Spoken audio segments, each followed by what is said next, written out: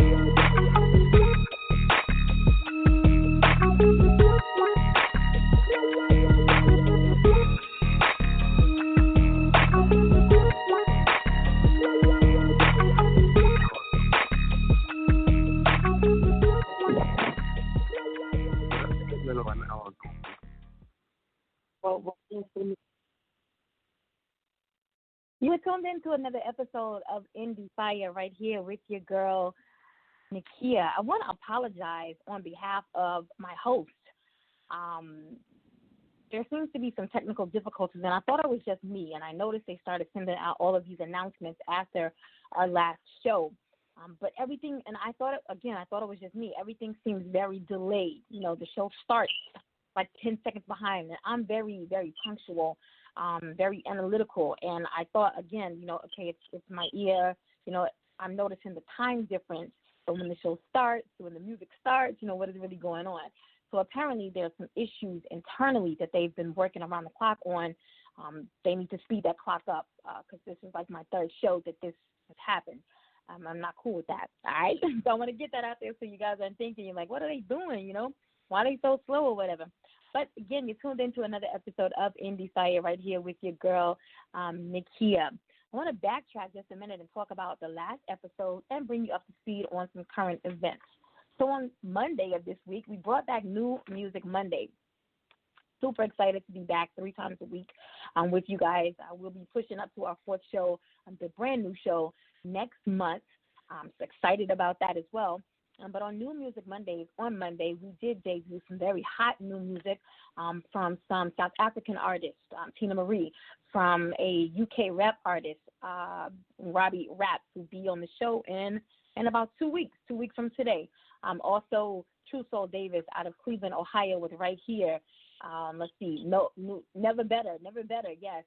Hip-hop lyricist, Black Earl, rap artist, Ski Bear, and R&B artist Terrible T out of Eunice and Basile, Louisiana.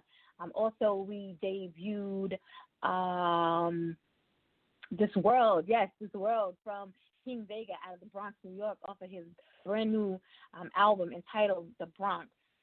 We went across, the border again to Germany to music label Hasenstadt, who submitted several entries from artists that they have on their label. So this coming up Monday, again, we bring New Music Mondays back. If you're interested in submitting, go ahead and email my assistant, Monica, at info@indiefireradio.com. She'll give you all the specifics, what you need to submit. Please don't just put your music. Don't send music, all right? Just don't send your music or send a link to your music. For one, I'm not going to take your link. I'm not searching for music. 2, just don't send your MP3. All right? We don't know your name. We don't know the track title. There's no cover art. You know what I'm saying? So, artists, that's important. If you were sending it to, anyone else, you have to do it the right way. So I'm asking you to do it properly when you send it to Endie Fiya, so we don't have to email you back and tell you everything that you need to send. All right? So do that for me. On Tuesday, we had the founder of Global Citizens Press Collective, Miss Rose Marie Williams, here. That's an interview that you want to go back and listen to, especially those people who are starting a new business, trying to start a new business. You're needing funding. You need a sponsorship, partnership, or whatever. That's the young lady that you need to talk to. All right? We've given you not only music artists, but I'm giving you, for those who are trying to, expand upon what you're doing, I'm putting those people right in your lap. And all you got to do is connect with them. That's all you got to do. I make it simple for you. All right? So we are in the month of October. As you all know, it is Breast Cancer Awareness Month. It is also Domestic Violence Awareness Month. And I want to say that the calendar has been printed, but we did leave off a very special episode on the 26th. That's a Saturday from 7 to 9 p.m. It's a collaborative episode. All right, so we'll have 6 different individuals who have gone through and survived domestic violence. All right, there'll be 3 females, there'll be 3 males. So this is the episode that I really want everybody to tune in on, or tune in to. This transcript from this episode, along with their bios and brief history, will all go into a little mini book. All right, so super excited about that. We're still working on some things. As you know, I'm a domestic violence advocate, so I will have myself as well as someone else in on the show that evening. All right, but I do want to drop some information that a lot of you may not have known. You see people wearing the purple, you see them posting the purple, whatever, and you in the butterflies, and you follow right along, because you know it's Domestic Violence Awareness Month. But October, it's nationally celebrated, all right, or nationally observed, I'll say.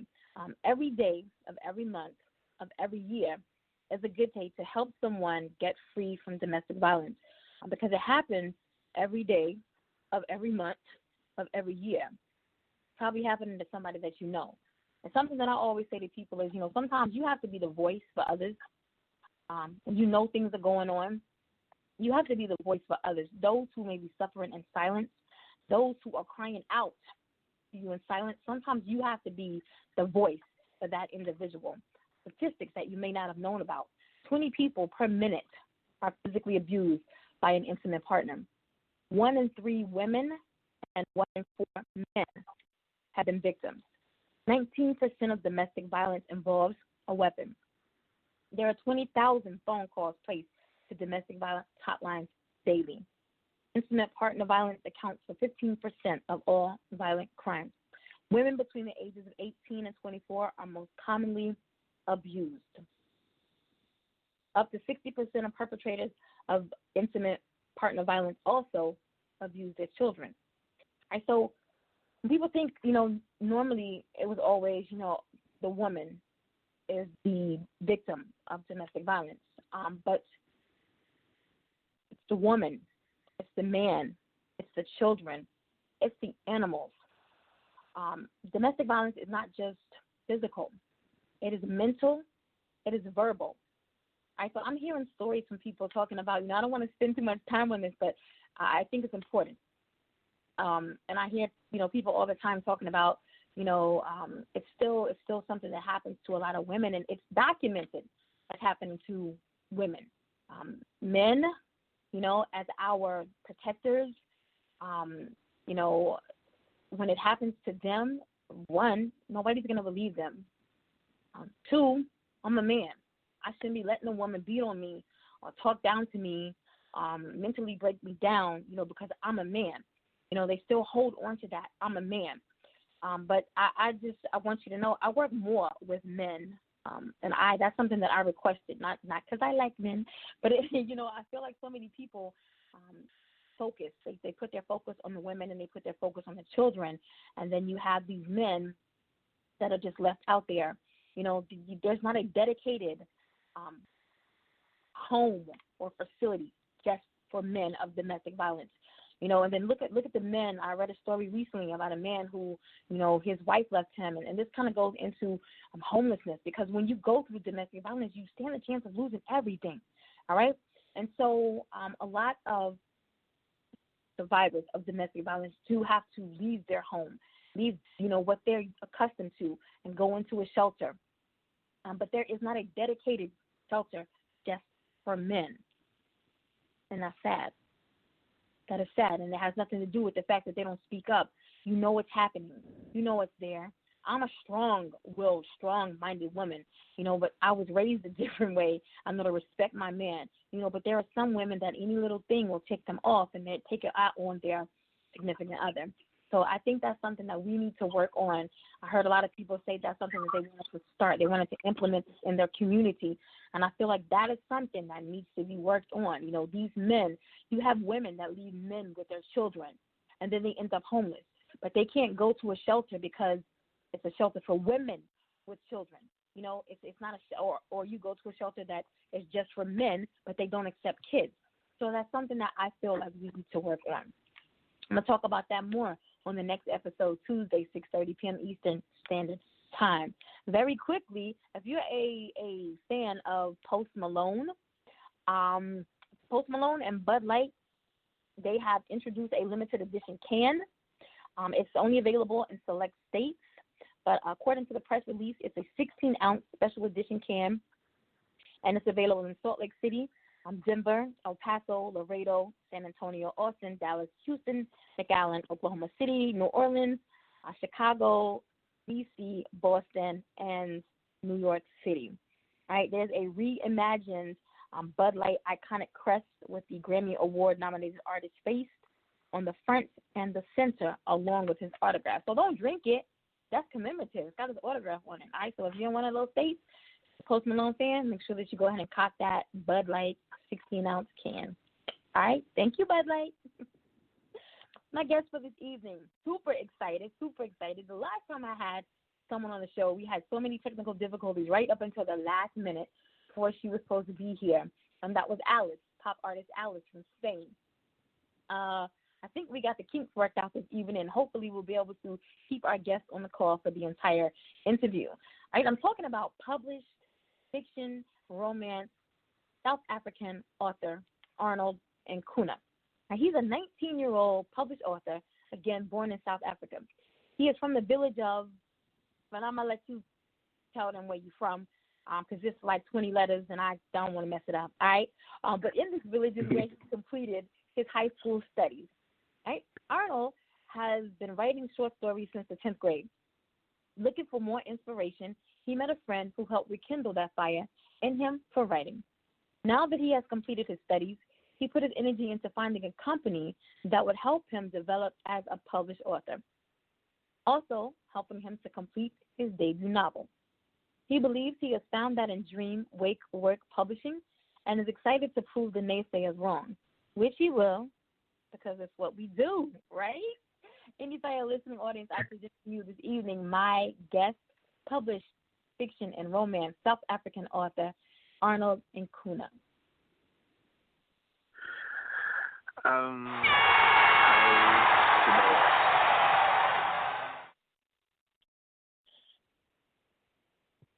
Arnold, you were supposed to wait for the applause, man. Big. Yay. No.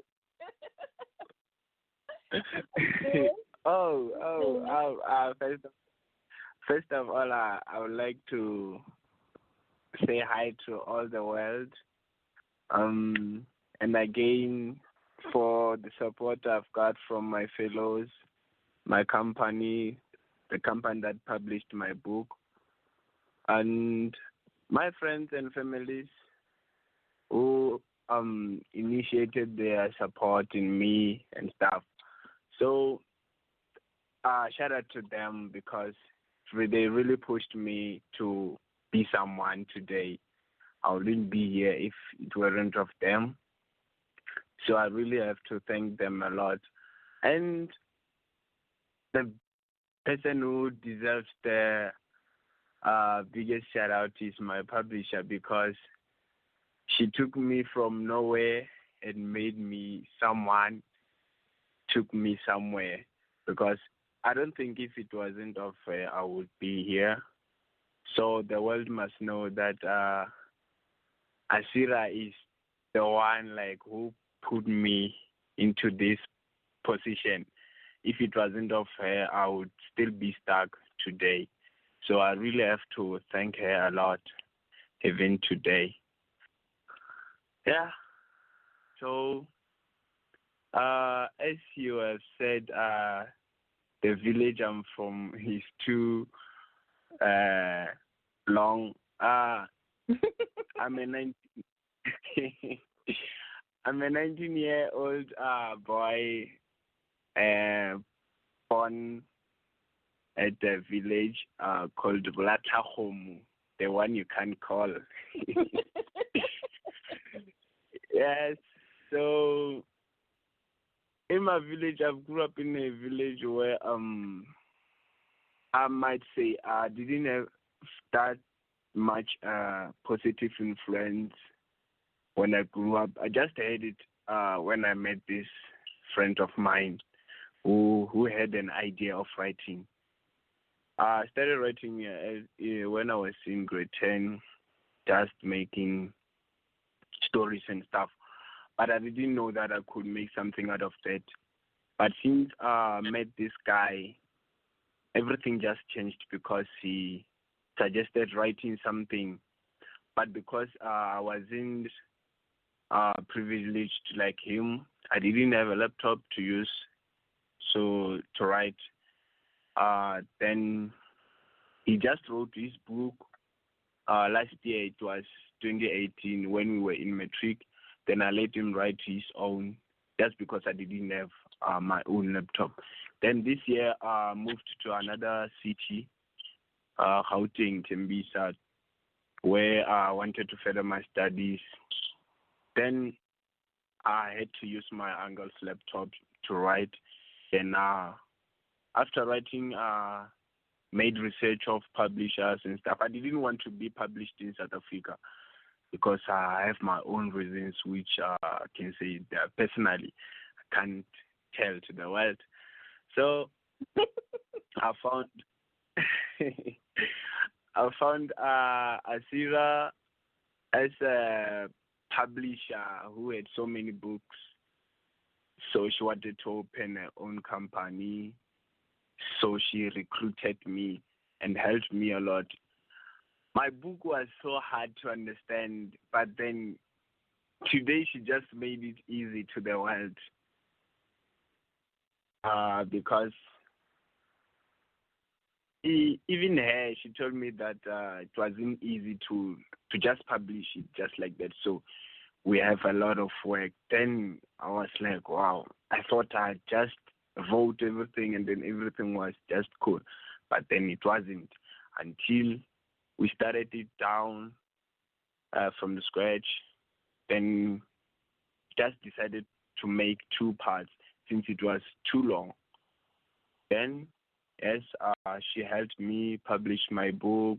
I didn't even believe when I saw my book on internet on Amazon. Even my friend didn't believe that. So it just happened. That's when I realized that okay, everything is possible, only if you want it to be possible. Right. So she helped me a lot.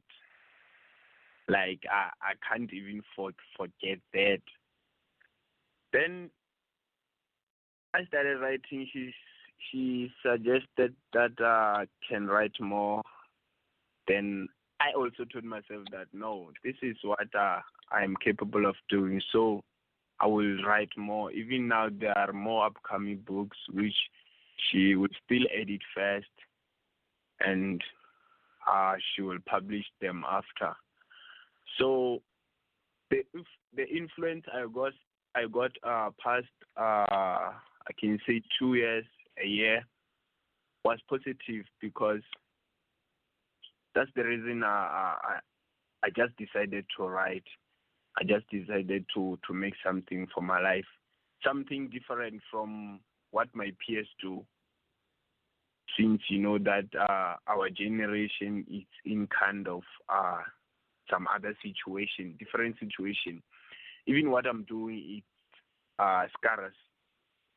So found courage in myself, even from people around me, even though some others, they're just pretending to be giving you the courage.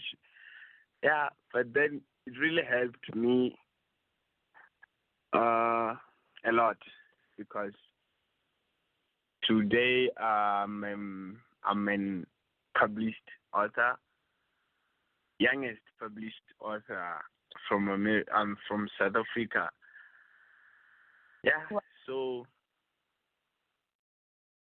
that's it. I don't know if he still asking more Yeah, I don't think I've ever had any questions. come on and completely tell everything. You've answered all the questions I could have possibly asked you, but not really. I want to say big up to Asira. You've heard a lot of authors come on the show recently, and it's a bit intentional because we do want to give them this platform to be able to put their brand Yes. out to the world. But this is a phenomenal woman. We had her on the show back in, I want to say it was July. And at the time, her publishing company was, I won't say small, but it wasn't on the level that it's on now. It seems like overnight, Yes. when you pour into your passion, when you have something that fuels your passion, things start to happen. And it seems like every post I was seeing, they were adding a new author. The next week they got a new book out. The next week another author. You know what I'm saying? And so I think I owe this to Asira. This is for you. Pardon? For all that you have done for so many out there, so many up-and-coming authors, so many established authors, so many individuals who wish to pursue their passion. They don't have a clue what to do. You're right there. She does everything, guys, from point one or point A to point Z, in all parts in between. She does it all. So if you're looking for a publishing company, I would highly recommend her. I don't know if she's stopped, she has a quota that she wants to stay at, or she's just going to keep expanding. I don't know, but I would most definitely reach out to DreamWakeWork Publishing, and you can find them on all social media at DreamWakeWork. That's all one word, publishing. All right, so big ups to Asira and all that she is doing for these phenomenal authors. Now, I want to ask you, why is it genre? I know that you're listed under fiction and romance.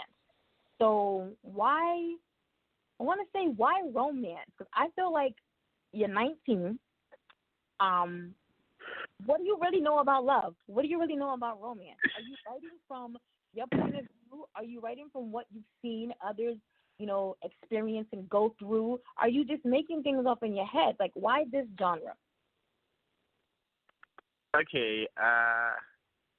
Many people, yes, would wonder just the way you wonder, how did I come up to write such a things? It is from my experience, actually, not personal experience, just things that I can say I saw through movies and stuff, just learning things I've learned, stories I've heard from people. So it gave me something like I can write about, so I can, turn it into something. It's not things maybe I can say I went through. I haven't went through such things yet. So, yeah, that's it. I don't know if I've answered your question well. Certainly. How many hours a day do you write? How many, pardon? How many hours a day do you write? Oh, I can say I take maybe 3 to 4 hours, maybe writing 3-4 chapters, because it depends on my schedule. I go to school, come back, cooking, doing some home stuff. If I have some free time, leisure time, then I use it to write a little about it. So now your book that is out is entitled Abandoned Dreams. And I'm understanding this is part 1 because there's a part 2 that is dropping soon. Talk about your book just a little bit. Give us the synopsis of the book. Okay, it's part 1 what I will be talking about here. Actually, my storyline is about this boy. But since I want to talk about part 1, I'll be just summarizing part 1. It started when there is this boy living in a poor family. Then he was good at school, excelling, but then after matric, he didn't have money to pay his varsity fees. So he went to his uncle's place in township. That's when he met this richest man from America. And then he engaged with him. And the man from America just came by that time of apartheid. Like everything I just wrote, it is about history. So I just took a little about history. Then as I continued that, it just faded. So the man came from America to South Africa just for his contract of building roads and bridges, since South Africa didn't have so much machines and stuff. Then he came in South Africa and married to a black woman, which was not allowed by that time, but they just made sure that they are moving from where the apartheid was more crowded. So they moved from another place where it was just better. So that's when they were able to have their own time together without disruptions. So this boy, since he didn't have money to pay his fees, his parents didn't have money to pay his fees, he moved to a town where he found this man. And then this man, since he was graceful, he recruited him into his company and told him to go to varsity while he's working for him. Then he worked for him while going to varsity. He completed his degree as an architecture. Then he also met his girlfriend at this man's company, where she was coming marketing, looking for a job, since she also completed her degree. Then that's when Stephen and fellow engaged.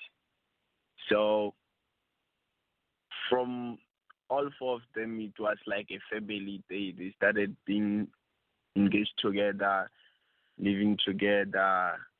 Even Mr. Wilson took Stephen as his son, even though he wasn't a biological son. Then after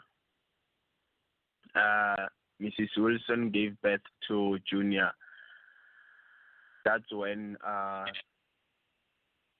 Mr. Wilson started getting sick,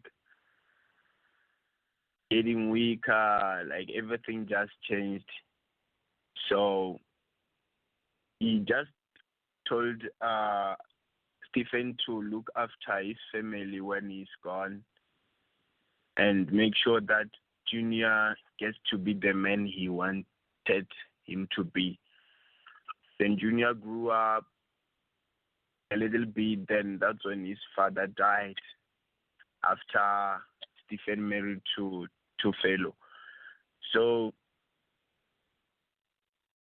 the family of Wilson started living like not the same way as they lived when Mr. Wilson was still alive.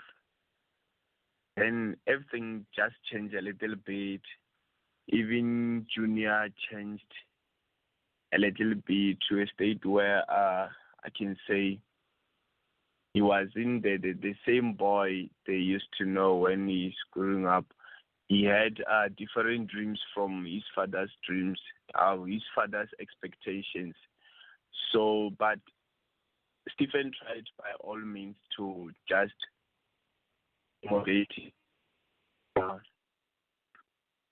feel welcomed into doing his father's businesses. Then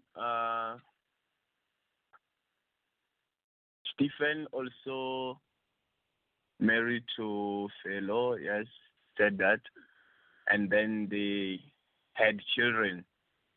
So it was like a family, but then it was in shortage of Mr. Wilson, and that's where I can say part one ends.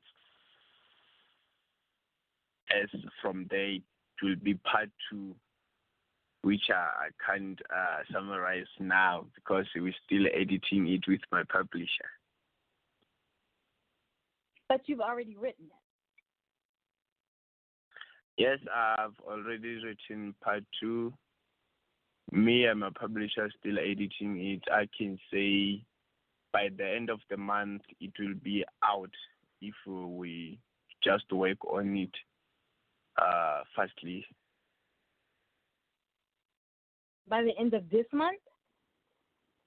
Yes, by the end of October, yes. Wow. So if you're just tuning in, you are live right here on Endie Fiya with your girl Nakia and South African published fiction and romance author Arnold Nkuna. And if you tuned in on the middle of that, he was actually giving you a synopsis of his first debut novel, Abandoned Dreams, Part 1. It is a South African story of love and regret. Now, I know that you're only 18. I'm sorry, you're only 19. But yeah, what piece of advice can you offer to someone? I'm going off of the title of your book, so that you started writing short stories in the 10th grade. A friend, came back to you and said, "Hey, let's refuel this passion of yours." But what piece of advice would you be able to give another aspiring new author so that they continue to push, seek out the individuals that they need to get them to the next level, and that they don't abandon their dreams? What would you say to that author? Okay. First, I can say I could make an example of myself. I used to underestimate myself, thinking that no, this thing is not like for me. Mm-hmm. But then after I just tried to write something, I realized that no, I can also do this thing only if I want to.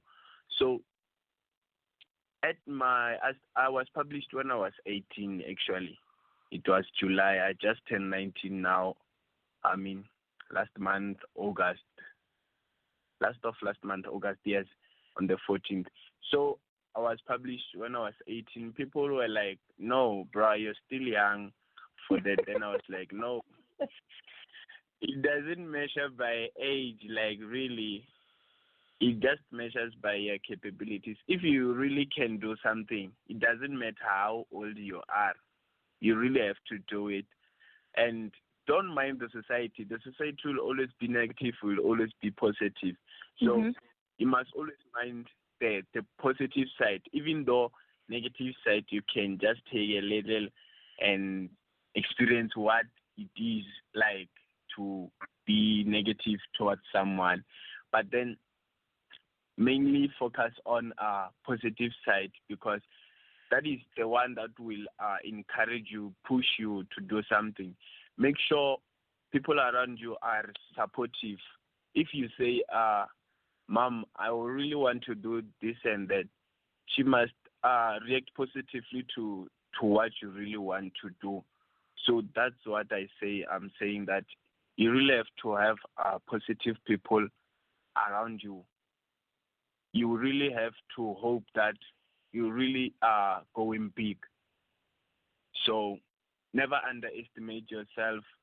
That's the thing that had once happened with me. Find a positive influence. Yeah, that's the least I can give. That's the most. That's the most you can give. That was very, very informative, as well as very beneficial. Never underestimate yourself. If you have goals, if you have passions, you have desires, you have aspirations, all of that, you can't get to where it is that you want to get to as long as you sit on them, as long as you, just think it. You have to bring your thoughts to fruition. If you write them down, what does the Bible say? Write the vision and make it clear. That's what you have to do. You have to see it written out, and then you daily have to work towards the goal that it is that you're trying to attain. So that was not the least of what you could have done. That was the greatest of what you did by providing that much needed and beneficial information to an upcoming brand new author who may, feel like I'm not where I need to be, and but I want to get there. But there's always those buts. Those leave fear alone. You know what I'm saying? Bury fear and step out on faith and do what it is that you got to do to get to the level it is that you're trying to get there. Nobody's gonna get you there if you yourself first don't apply you got to apply pressure on yourself. All right, and this doesn't only apply to authors, my music artists, entrepreneurs, models, bloggers. This applies to everyone. You got to apply pressure to yourself first. When other people see that you're taking care of self, then they're going to be right there to be like, hey, I see what you're doing. You know what I mean? And I want to say that I don't speak your language at all. But I could tell the tone of the post that I was reading last night, and that's why I made the comment that I made. There's always going to be there's always going to be people that, they're not at the level that you are. They may never get to the level that you are. And as you get older, as you get wiser, and as you obtain more knowledge, you'll lose a lot of friends along the way. But you'll also gain the important people that you need in your life to keep you focused and keep pushing you to get to the next level that you're trying to get to. So your friends now may not understand, they may not understand the place that you're in right now, and it's not for them to understand because this is your goal. These are your desires. This is what you're passionate about doing. So they may not understand that. 2 years from now, you know what I'm saying, when you on the bestseller list, then boom, it may click. Oh, you know what I'm saying? But right now, don't focus on that drama. Don't focus on that shit right now, all right? You focus on doing what you have to do. From part 1 to part 2, on to book 3, on to book 4. You know what I'm saying? You got to keep building your brand. That's what you got to do. Keep building your brand. Now, talking about your friends, knowing that you're young, because I got an 18-year-old daughter, I got a 21-year-old son. So right there in between, how do you stay focused and not get distracted when you're writing? Okay, I create quite space for myself. I make sure that I have everything covered in the house. I make sure that no one will distract me. So I create a quiet space where I know that even if I can take all the day writing, no one will call me. I switch off my data, make sure I'm offline on social media. I just stay focused and make sure that I'm focusing on one thing. I don't do two things at the same time. So that's how I make sure that I don't get disturbed. Wait a minute. How in the world do you switch off your data so that you're not getting calls, you're not getting messages? How do you do that? I got a daughter that she go to sleep with her phone. Like, it literally falls out of her hand when she's sleeping. I don't understand why she doesn't have carpal tunnel right now because of she always got that phone on her. My oldest son is the same way, and he's about to deploy in 2 weeks to Kuwait. I don't know what he's going to do because the phone, he's always got the phone. You know what I'm saying? How is it that you're able to, like, maybe I need to send my kids to South Africa and they can learn, something that I don't know about. But how do you just set your data down and be like, that takes a strong will and a lot of determination to be able to do that? Yeah, I simply put my phone on flight mode because no messages, no calls coming in. And if someone be trying to call me, maybe after I'm done writing, I'll be telling them, no, you will know that I'm a busy person. So sorry, I didn't get your call. That's how I do it. Hey yo, what's good? It's your boy Jerusalem from the Scarfella Music Group, and you on the air with the hottest station, Endie Fiya. With your host, Lil Timmy and Nakia. Right here on the station bringing you all the hottest hip hop hits. Endie Fiya. Let's get it.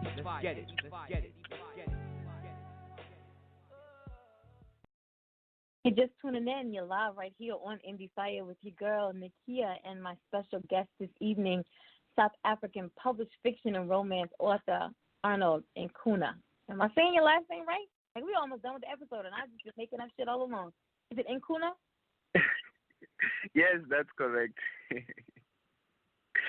when you write from a male point of view, how hard or easy is it for you to write from the opposite sex point of view? Pardon? How easy or how hard is it for you to write from the opposite sex point of view?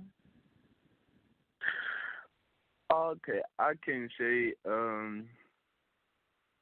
it's hard only if you run out of ideas, but then if you got more ideas, it's gonna be easy. Sometimes I'll be walking on streets, viewing some things, maybe seeing my peers doing things like I don't wish to do even in my life. Then like being discouraged from what they're doing.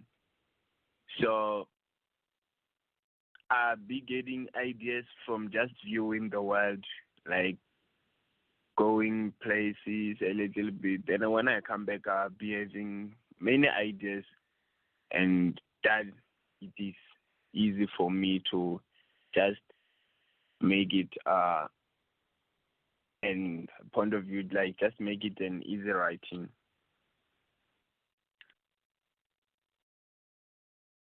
So, sorry, I had a question to come through, but I think we already covered that. So I had a question to come through, and the question is, most of the time, people write about what they know. Yes. And so, and you've answered this, so I'm trying to, word it. How effective are others' life experiences to your writing process? When you're writing through something that you have experienced, like personally experienced it, yourself experiencing it, it is easy, but sometimes if it is a bad thing, you'll be emotional when writing, so you'll be getting more disturbed. But then if it is something maybe going through research, going through how the world changed, going through history and stuff, just reading some things, like you'll be able to know that no, things had changed up to this far. Then you can make a relation from history and current situation and stuff. So when you're writing, I can say through experience, sometimes people be saying you be stealing people's ideas and stuff. I don't ask like anything from a person just to write. No, I don't even ask any person. I just do a thing that I think can happen, or a thing that maybe is happening in real life, something. Even in my upcoming other book, not Abandoned Dreams 2, but another one, I was writing as I'll be the main character is a woman, so I'll be acting as a woman in that book. Like, even if you'll be reading it, you'll be able to hear that, like, this thing somewhere in the world is happening. So that's one of the things which other people ignore, or I can say they just fade away because of people are getting killed and stuff. So sometimes it is, my publisher call it ghostwriting. I just be thinking of things, yes, when I'm alone, thinking that, I think I can write about this and that. I think I can write about this and that. Through my experience, I don't think I can write anything because I haven't experienced so much, or I can say so bad things already in my life.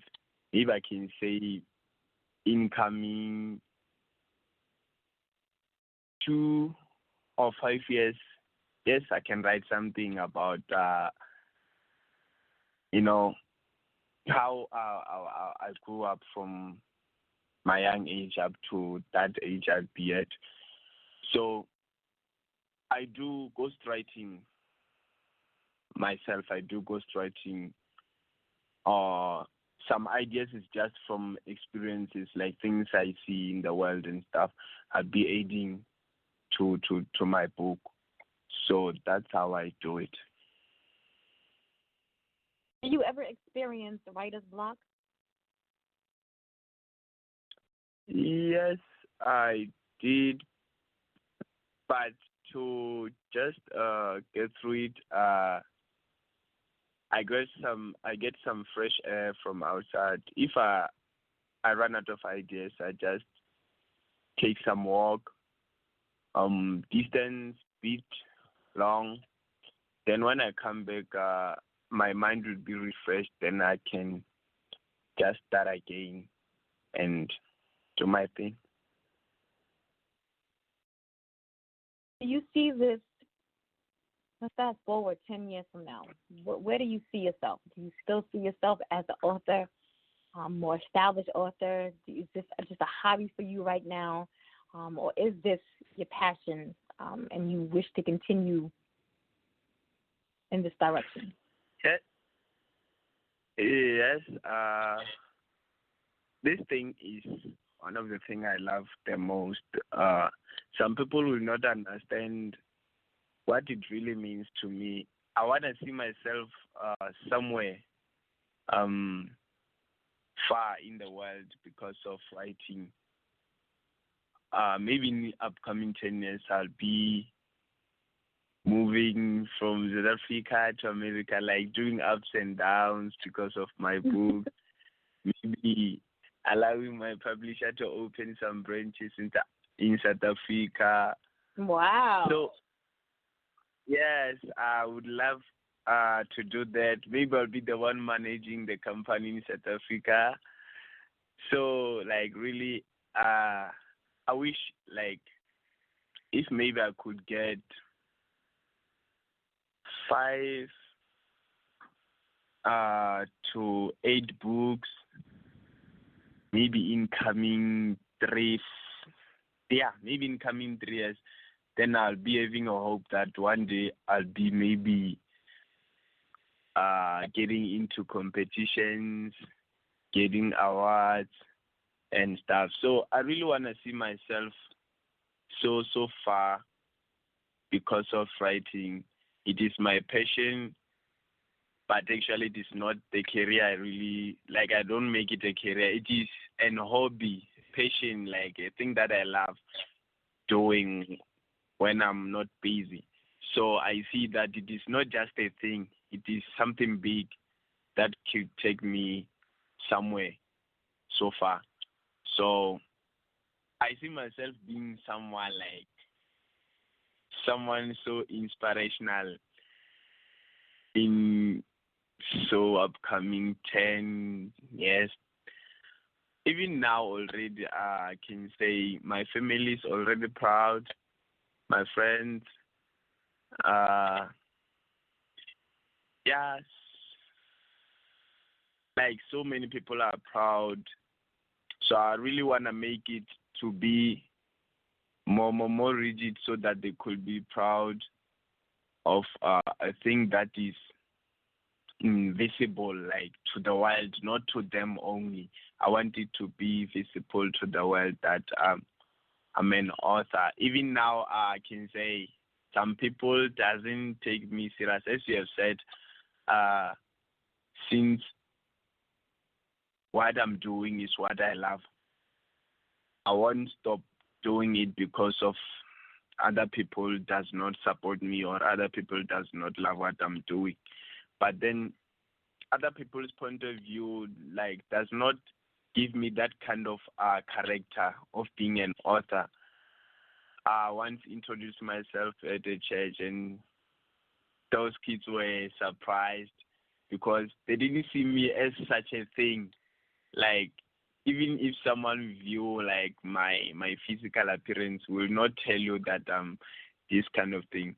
But then that's what I love. Mostly your capabilities must describe who you are. You don't have to describe yourself to people that I'm this kind of person and stuff. So your capabilities or what you're doing will describe yourself to the society. Yes. So yes, so even now I've got this person supporting me like so much. Um she she is more supportive. She never underestimated my work, even though I was is underestimating myself. She stayed positive. She stayed supportive. She stayed encouraging. So shout out to her. I guess you know what I'm talking about. Yeah. So I really like to thank her a lot because if I don't say anything about it, it will be like, no, I'm supporting this guy. He doesn't even say anything about me. But then she won't mind about that. But then I really appreciate what she's doing. This is the third year I've been with her. So she had always been supportive, even though I wasn't what I am today, even though I haven't started, she just supported me when I started being like, I'm writing a book. She never said you're claiming. No, she just supported me. Every move I made, she made sure that I have a courage to myself. So shout out to her. Yes, shout out to it takes a very special individual to be with someone for that long and pour into that person and show them that your vision is also my vision and I'm going to be there for you. So shout out to her for the role that she plays in your life, a very supportive role. If you could become a better author, like what one thing would you give up to become a better author?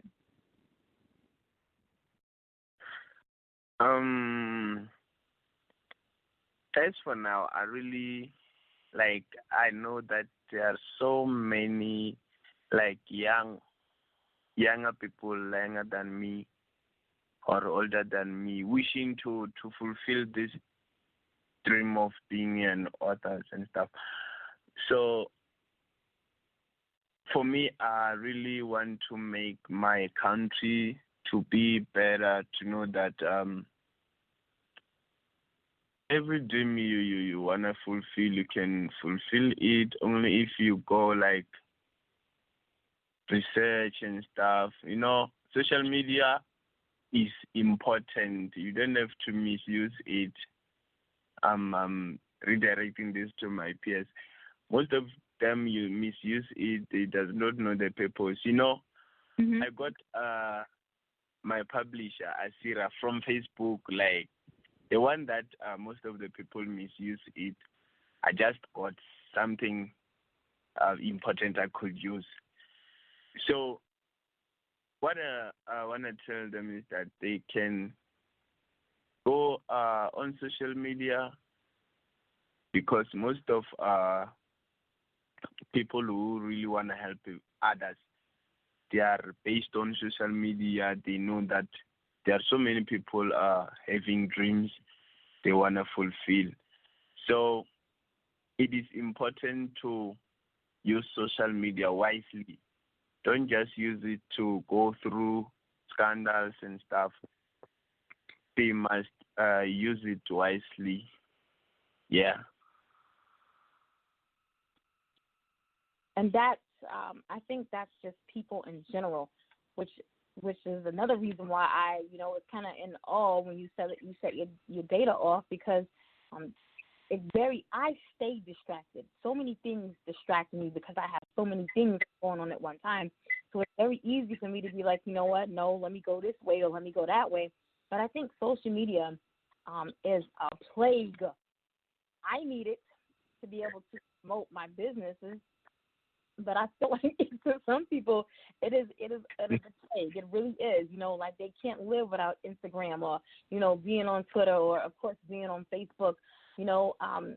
And I think that is something a lot of people, you could take that. That's like when I ask that question, how do you remain focused and you don't get distracted? A lot of people say, I have to shut down social media. I got to shut it down. Because if not, my mind is wondering, like, what did this person just post about this new book or, this tour that's coming up or, a book signing or, so your mind is always wondering. But when you shut that shit down, put it to the side, you tend to be able to stay more focused. Unless, like my brain, most people, you tend to stay more focused when you don't have the distraction like social media. And a lot of, like you said, your peers. So a lot of the youth, and I mentioned my daughter, that's where they are. It's always on social media. And I feel like, being 19, started writing, published his first book at 18. And that just shows you, we've had artists on the show that are age 15 and 16 and that are touring across the country. When you have a goal and you have an aspiration and you stay focused on that, don't allow the naysayers to, people that you go to school with to say, no, you should be doing this. You need to be in a band. You need to be in a chorus. You don't need to be singing across the country, trying to pull you down, trying to dull your shine. You have to block that out. Like, just like you can block your data, you need to block those haters out as well. So I commend you on that right there. What are you in school for right now? Pardon? What are you in school for? Oh, I am upgrading results since I got low marks to get to a varsity.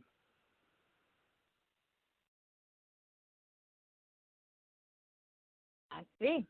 Now from there, are you going on to college or what's your education? Yes. Next year, I'll be going to university or college, one of them, since I'll be having much better marks. And I think with the supportive family that you have, and they see, that you're determined to get, onto the next level in your education as well as in your career, and they're going to support you and they're going to keep you grounded and they're going to keep you focused. So we here at Endie Fiya, we wish you the best of luck. And once you're on the show, you become family. So don't worry, I'm gonna be in your face all the time. If I see a comment that I can understand that I don't like, I'm gonna be commenting. I'm gonna be in your inbox. I'm gonna keep encouraging you, as I know Asira is, so that you can get to where it is that you're trying to get to in your literary career as well as in all aspects of your life. Thank you for tuning in, and I thank you for being here this evening with me all the way from South Africa, guys. Published fiction and romance author Arnold Nkuna. So make sure you're right back. Thank you so much. You're welcome. Make sure you're right back here at 6:30 p.m. Eastern Standard Time on Tuesday, the 8th, where we will have independent hip-hop rap artist Q Nova will be here. And then on next Thursday, the 10th, 6:30 p.m. Eastern Standard Time, we'll have 100 Gram Prezi from the GBLFE family, all right? You know when we get them on the show, it ain't nothing but a party, all right? So you cannot make them all. Please do not miss them all. And as always, I want to leave you with a quote. Well, here we go. When you make music or write or create, it's really your job to have mind-blowing, irresistible, condomless sex with whatever idea it is you're writing about at that time. That's Lady Gaga. So on Tuesday at 6:30 p.m. Eastern Standard Time, you guys have a awesome night.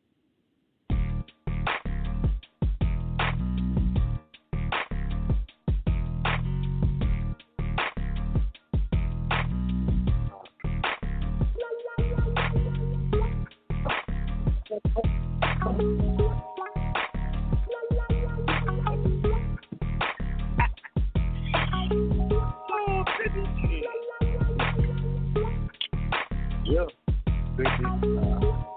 Check you.